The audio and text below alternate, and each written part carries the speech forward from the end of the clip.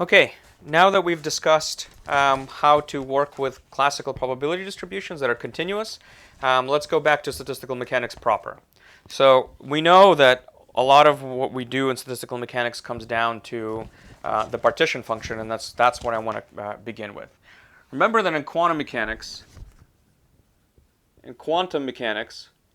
the partition function, let's talk about the molecular partition function. Okay, so not the partition function for the whole system, but let's just speak about the molecular partition function.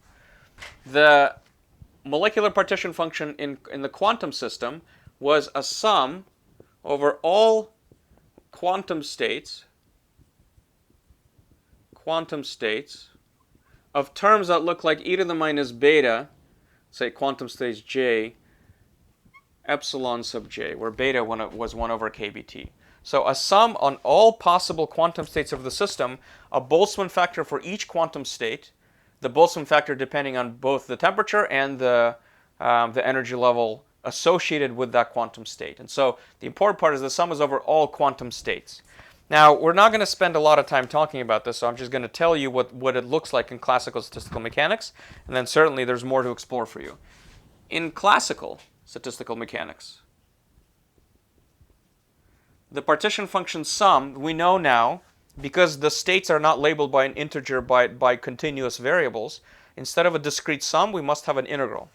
And so the partition function, let's call it Q class for now, Q class, should look like, I'm going to put a question mark here for now, an integral over what? An integral over all possible states of the system. Well, if you have a single particle free to move in 3 dimensions, so this is for one particle in 3D. In 3D, you have to specify 3 position coordinates, x, y, z for the particle at some point in time, right? And you have to specify the 3 momentum coordinates of the momentum vector, because the momentum is a vector. It has a px and a py and a pz component. And you need to specify 6 numbers to specify the instantaneous state of a classical mechanical system. And so a partition function that should be an integral over all possible states of the system for a single particle in 3D is actually not one integral, it's 6 integrals. An integral for every coordinate in position, dx, dy, dz. An integral over every coordinate of momentum, dpx, dpy, dpz, integrated over all of them. What's inside the integral? The Boltzmann factor, the same as before, in a sense. And so this should look like an integral over dx, an integral over dy, an integral over dz, an integral over dpx, integral over dpy, and an integral over dpz of e to the minus beta Hamilton function, the total energy of the system, as it depends on x, y, z, and px, py, pz. All of these integrals go over all possible values of x, y, and z, px, py, pz. That means they all go from minus infinity to infinity.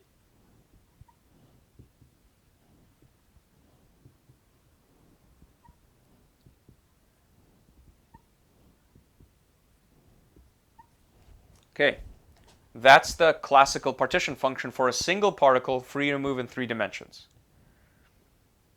Now, what should also be here is I'm going to write as some constant c, and I'm going to take away this, this question mark. To make the quantum partition function smoothly correspond or go into the classical partition function as you take the classical limit in the behavior of your system, to ensure that the two are actually numerically equal, there is a term that is required here that depends on Planck's constant. For our sake, I'm simply going to ignore this term because what we'll find is that this constant always cancels anytime you find probabilities and so on. If you were to just take, let's say, the logarithm of the partition function, it should certainly be there, but for now we're not going to worry about it, at least for what we are going to do. And so keep in mind that for these to be equal, there has to be a constant in here. I am now basically going to set this constant to 1 because what we're going to discuss is not going to change because of it. But I want you to keep in mind that that's in there. A couple of points about this. Again, this is the same Boltzmann factor as e to the minus beta e sub j. But here the states were discrete and they were quantized, and so there was a discrete index j determined by the quantum number that labeled the specific quantum state of the one particle system. Here, there is no such index because the energy function, the total energy function, or the Hamilton function, is a continuous function of its variables. It does not, here only certain energies were allowed, and those were the solutions to the Schrodinger equation. Here, all possible values of the energy are in principle allowed. But of course, their probability to have very high energy, as before, would be an exponentially decaying function. And so you can see the correspondence between the quantum state and the classical case. It's unfortunate that the classical case looks a lot scarier. We'll see, although, that there are going to be some severe simplifications. But you know, the reason why this looks a little bit scary is because you never really worried about the fact that there's an infinite number of these quantum states and the sum just went on and on and on. Here you see these 6 integrals and it seems particularly imposing, but nevertheless the meaning is the same. Although now you have to contend with integrals as opposed to infinite sums. And so that's the function that I want to work with, this classical partition function. Now, what about for the probability? The Boltzmann distribution in classical terms. So how should we describe what should our question look like for classical systems? Again, for one particle in 3D, we will ask, what is the probability that the particle's position is in a small increment dx around the value, the point x, and in a small increment dy around the y-coordinate, and in a small increment dz around the z-coordinate, and that the momentum in the x direction is in this region around the point px, and that the momentum in the y direction is some point in this interval, and the momentum in the z direction is some point in this interval. That's the kind of question we have to ask, because the probability will depend on all of them, right? The classical state requires you to specify 6 numbers, the position and the momentum, each one having 3 coordinates associated with it. So the probability, let's write this out, the probability that the particle, let's remind ourselves, in 3D, no longer one-dimensional motion, in 3D. The probability that the particle in 3D has position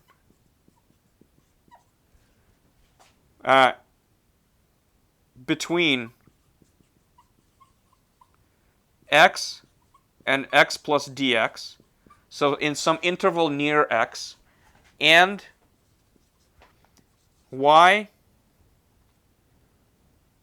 and y plus dy. So y is somewhere in this region around the point y, and this is going to keep going, you can see, and z between, I should just say, and z plus dz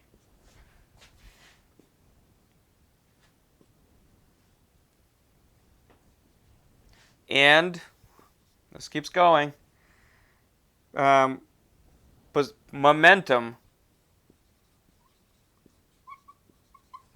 let's say components, right? To remind ourselves that momentum is a vector. Momentum components, should I say, between px and px plus a small interval dpx. Oh boy. Py and py plus dpy and pz and pz plus dpz.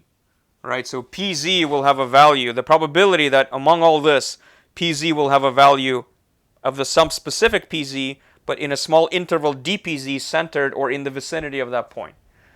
This probability should look like e to the minus beta, the Hamilton function, let's write it out, as it depends on x, y, z, px, py, pz, times the infinitesimal intervals, right? Otherwise, all we have is a probability density.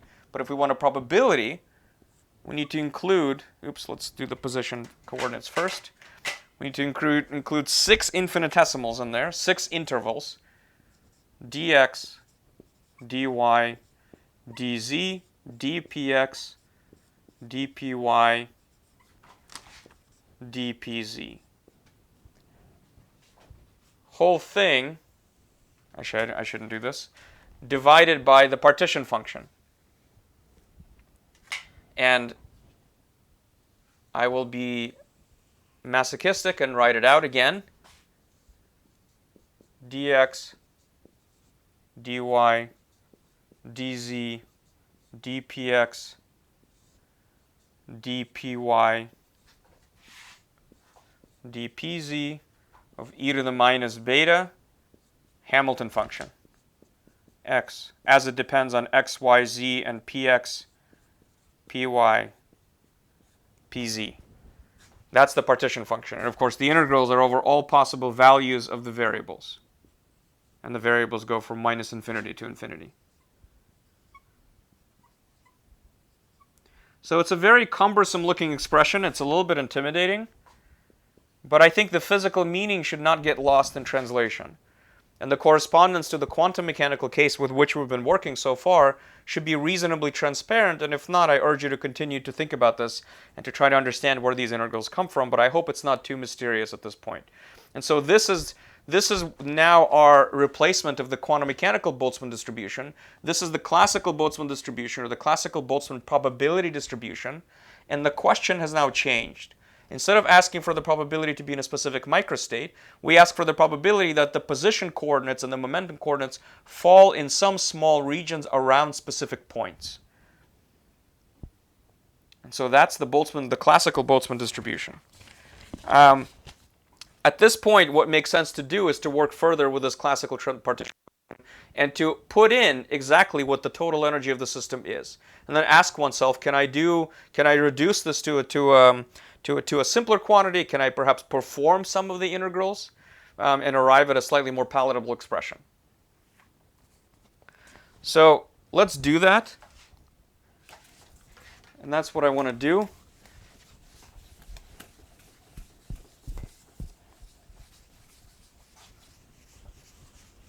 I'm now going to work with a partition function.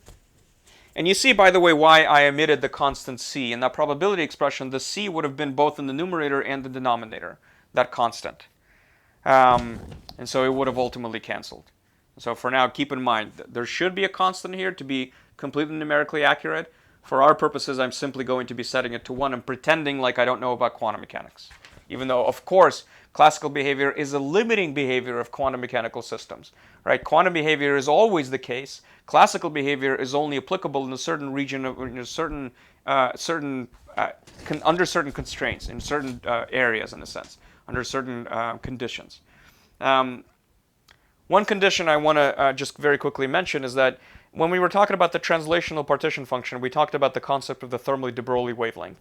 And we said that the thermal de Broglie wavelength was a kind of quantum mechanical size of our particles or of our molecules. So if our particles are moving with some momentum, and the momentum is determined by kind of the thermal energy available to the system, or the average momentum determined by the thermal energy available to the system, then the particle has a kind of quantum mechanical size that kind of represents its uncertainty in position, if you will, per the de Broglie relation from quantum mechanics. And so for classical mechanical behavior to be an appropriate description of the state of the system, the particles have to be farther away than the thermal de Broglie wavelength. Because if the particles get close enough to be, in a sense, feeling each other's thermal de Broglie wavelength, their quantum mechanical behavior becomes coupled in a sense. You cannot then think of them as isolated particles. You have to consider their quantum mechanical interaction and perhaps their overlap of the wave functions in space and so on. Okay, so with that in mind, let's go back to this. So let me now put in what H actually is. And so let me actually, this was the 3D version. It's much easier to work with the 1D version. So I'm going to erase the 3D version and go back to the simpler 1D version just to illustrate the principle, but to write less. But the ideas will be very similar. So in 1D, for one classical particle,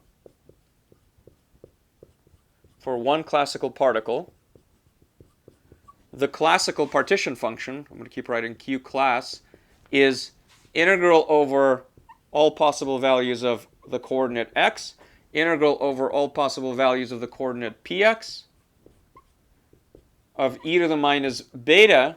And now at this point I will put in what the Hamilton function actually is, because the Hamilton function is always the same in this general sense. It always has a kinetic energy term, right? The total energy always has a kinetic energy term, and always has a potential energy term. And so this should look like the kinetic energy term for one particle in one dimension is px squared over 2m plus the potential energy that the particle may experience, perhaps maybe due to other particles or the walls of the box or whatever it might be. Notice that this term depends only on x, on px, and this term depends only on x.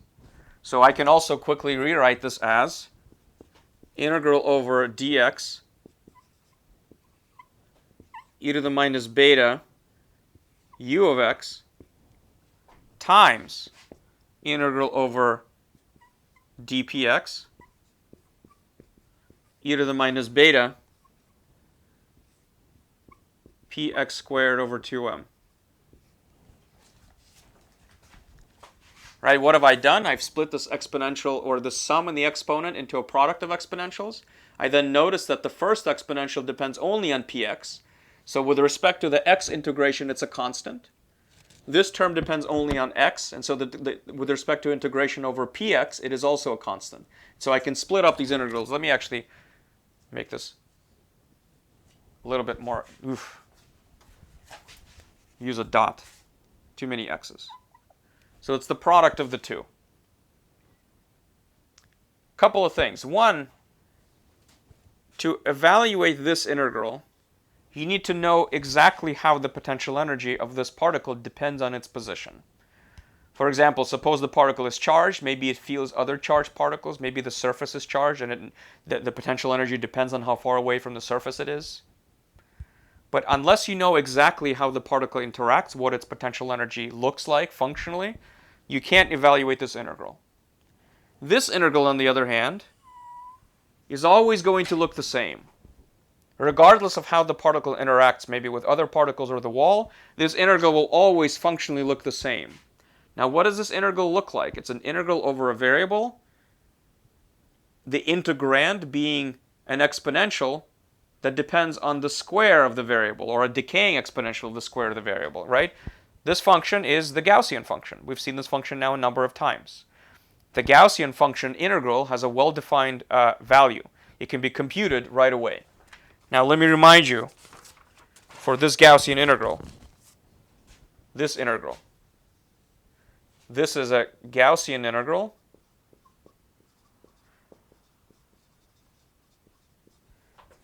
of the form 0 to infinity e to the minus alpha. Let's call this, what variable should we use? Let's call it r squared dr. The variable of integration here is r. There's some constant, but the integrand is the Gaussian function. So this is a Gaussian integral.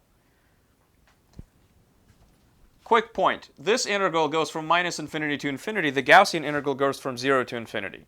The reason why we want to use the Gaussian integral formula is because it has a well-defined answer. We've seen it already, and we've used it before.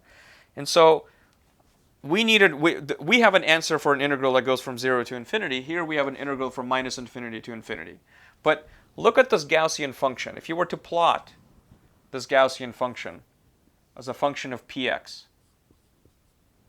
this is 0, this is positive px values, this is negative px values, the function would be symmetrically centered about px equals 0.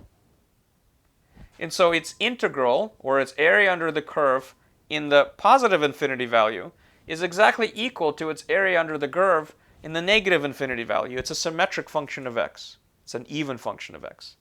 And so this integral from minus infinity to infinity is just going to be twice the integral from 0 to infinity. And so in so doing, we could take advantage of the Gaussian formula. The answer to this integral, as we've seen before, is pi over 4 alpha to the 1/2 power. we will have twice this value. And so if you work through this, this tells us that the momentum integral, or the integral over the momentum values in the classical partition function, this quantity. By the way, what is alpha here? What is serving as the constant alpha? Well, anything that's not the integration variable, right? So the alpha is beta over 2m. Or remember that beta is 1 over kbt, so the alpha also is 1 over 2m kbt. But the variable integration is px squared. So this is equal to twice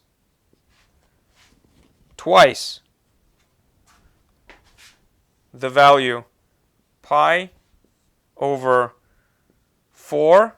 Now what's our alpha? Our alpha is beta over 2m, whole thing to the 1/2 power. This thing is equal to, make sure I get it right, 2 pi m kbt, if we now replace beta, to the 1/2 power.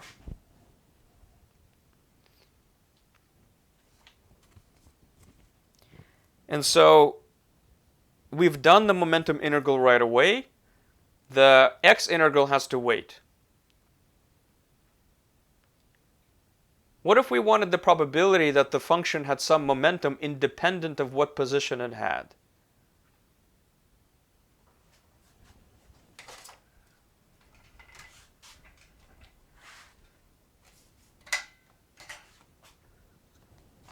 The probability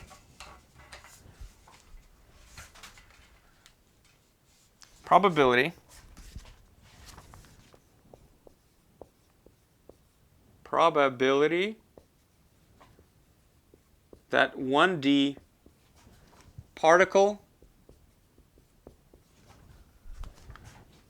has momentum in the small increment dpx around some value px, independent of what position it has, regardless of what position it has. We don't care of what position it has.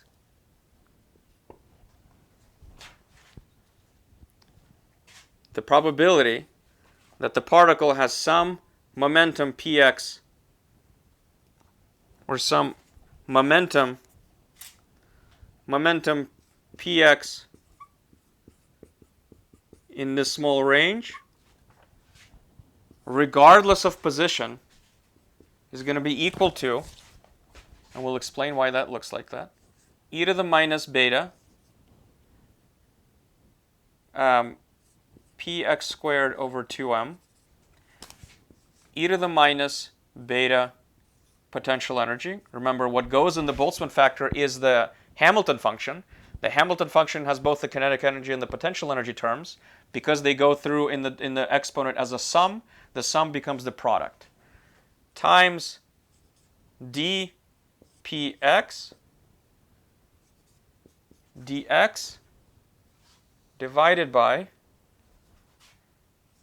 q class, the classical partition function. But remember that if you want the probability to have some momentum, regardless of what position you have, if we think back to our very beginning of probability discussions, this is akin to asking, what's the probability that the particle has momentum px and it's here? Or that the particle has momentum px and it's here? Or that the particle has momentum px and now it's here? Going over every possible value of position and adding those probabilities that are consistent with the inquiry that we've put forth. Right? We want a probability that is consistent with any position in space. Probability that the particle momentum is somewhere, regardless of where it is. We sum over all the mutually exclusive outcomes that are consistent with our proposition, consistent with our inquiry, or consistent with our inference. And remember, when we summed, we were talking about discrete probabilities, but now we have a continuous probability, and so we have to integrate. We have to sum over all possible values of position for a given value of momentum as a way of adding these mutually exclusive outcomes where the particle has this momentum but is here. and that's mutually exclusive from the particle having the same momentum but now being there. And you have to sum those probabilities to be everywhere in space, but have that one value of momentum falling in this range. And so we have to integrate over all possible values of position only. Integrate only over x, leaving px alone. And by integrating over x, we're adding up all the values of the probability where the particle has this momentum and is here, plus the probability that this particle has this momentum and now is there, going over all of the space, keeping momentum fixed, and the result of this integration gives us the probability that the particle has this momentum or is in this range. Now let's rewrite this a little bit further. What is this going to look like? This is going to look like, first of all, the integral over px, or I'm sorry, the Boltzmann factor over px being integrated over dx, that's a constant with respect to it. And so this term and that term can come outside the integral.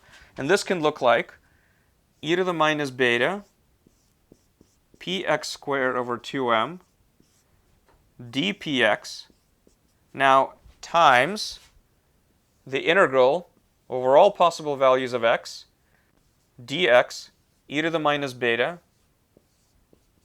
u of x. In the denominator, though, what do we have? Well, we have, as we said a second ago, an integral over e to the minus beta px squared over 2m. We have an integral over all possible values of dpx. And we have an integral over all possible values of dx itself, or I'm sorry, of all possible values of x with the probability e to the minus beta u of x dx. And so notice that this cancels that. I don't have to know how the particles interact or how the particle interacts with anything else. I don't actually have to know the potential energy function, because the question that I asked about had to do with momentum, not position. And the potential energy function determines only the probability that the particle has some position.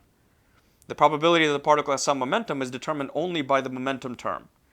And so the partition function will be an integral over all possible states of the system, which will include an integral over px and an integral over x. Because we're interested in the probability to have a specific px independent of whatever the system position might be, we had to integrate over all possible values of x, but leave the px piece alone. And so this integral then ends up canceling in the numerator and the denominator, and what you're left with is e to the minus beta. Actually, let's write this out in kbt instead of beta. E to the minus px squared over 2m kbt times dpx, the small interval of px, divided by what? Well, divided by the value of the partition function that we just found by doing the Gaussian integral. This value is 2 pi mk bt to the 1/2 power. So this is the probability that the particle has some momentum px regardless of what position it has. Even though the probability expression that we had depended on the classical state of the system, and the classical state of the system requires that we specify where the particle is, or its position and its momentum. If we want to modify our question and not ask about specifically the state of the system, i.e. where the particle is and what its momentum is, but just for the momentum regardless of the position, we end up with an expression that depends only on the momentum variable. And once again, it's a Gaussian function, normalized by this partition function, which now looks a lot more palatable. 2 pi mkbt to the 1/2 power.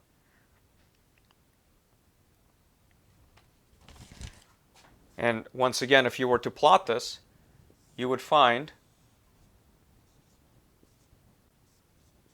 a symmetric function where the probability to have zero momentum in the x direction is highest. The maximum probability is for the particle to have no x momentum. Why is that? It's because the particle is equally likely to be going to the left and to the right. And so this probability distribution is symmetric. Its maximum value coincides with the average value of the momentum px. And the average value of the momentum px is going to be 0 because on average it's moving with the same momentum in the x direction in the positive x as it is in the negative x. And so they will average each other out, and so the average momentum, or the most probable also momentum in this case, is 0. Because the minus px and plus px, or motion in that direction and motion in that direction, there's no preference for it. There's not, the space is isotropic. It looks the same in all directions. And so motion in the plus x direction is not preferred over motion in the minus x direction, and so they average out to give a net zero momentum. But certainly there's a probability to observe all these other momentum values. And the probability to have a very large momentum in any direction is small. The probability to have a relatively small momentum is relatively large.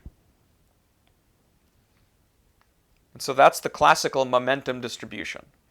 In this classical momentum distribution, we'll set ourselves up to derive the maximal Boltzmann distribution of molecular speeds in that case.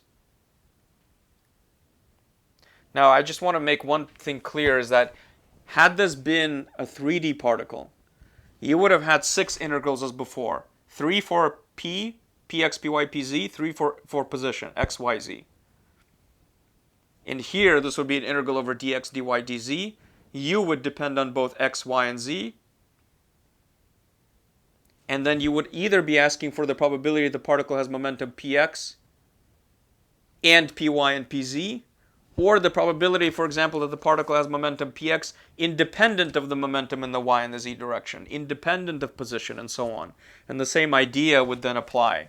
That if you have a probability density that depends on a number of variables, and you care about only one of those variables, so you want the probability that one of those variables is some value regardless of all the other ones, you would integrate over all the other possible values of all the variables that you don't care about, but keep, or unintegrated in a sense, untouched, the probability that you have a that your variable of interest is some value. Let me just finish up at least this little bit by saying, what if we want a slightly different question? What if we want the probability that the particle has momentum lying between some two limits? Let's say we want the probability, let's say we want the probability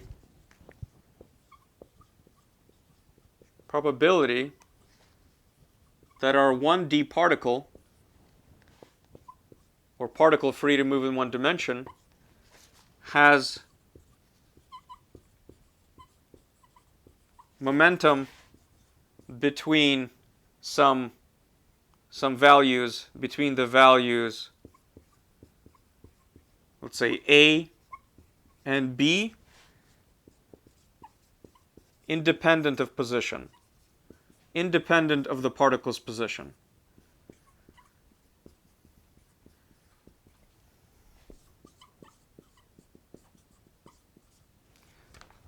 This would be a sum of all the a sum over the probability values for the particle to be found anywhere in this interval A and B. And so the probability that the particle is somewhere between the values A and B, between the limiting segment values A and B, is the probability that the particle is at A, plus the probability the particle is a little bit beyond A, or I'm sorry, plus the probability the particle has momentum a little bit more than A, a little bit more than A, and so on and so on and so on. And so this is the probability that Px equals A, that Px is near A, plus the probability that Px is near A plus dx, plus the probability that Px is near A plus, let's say, 2 dx, and all the way down, plus the probability that Px is near B. And so you would add up all those values, but adding up all those values, given that the difference is infinitesimal, is the same as an integral, right? This is the same as saying probability that Px is here, or probability that Px is here, or probability that Px is there, and so on. When we have these mutually exclusive outcomes that are that all correspond to our inquiry or inference of interest, we have to add them, right? That was one of our basic rules. So this should look like integral from A to B of e to the minus px squared over 2m kbt dpx divided by the classical partition function, 2 pi m kbt to the 1/2 power. So the probability that the particle's momentum is somewhere in this interval, in this finite interval between A and B, is the integral of the probability over the interval from A to B. Of course, the partition function being the normalizing denominator, right, to make the probability be normalized. And so with this in mind, with these preliminaries, we can then go on and derive something called the Maxwell-Boltzmann distribution of molecular speeds, which is a very important result from classical statistical mechanics.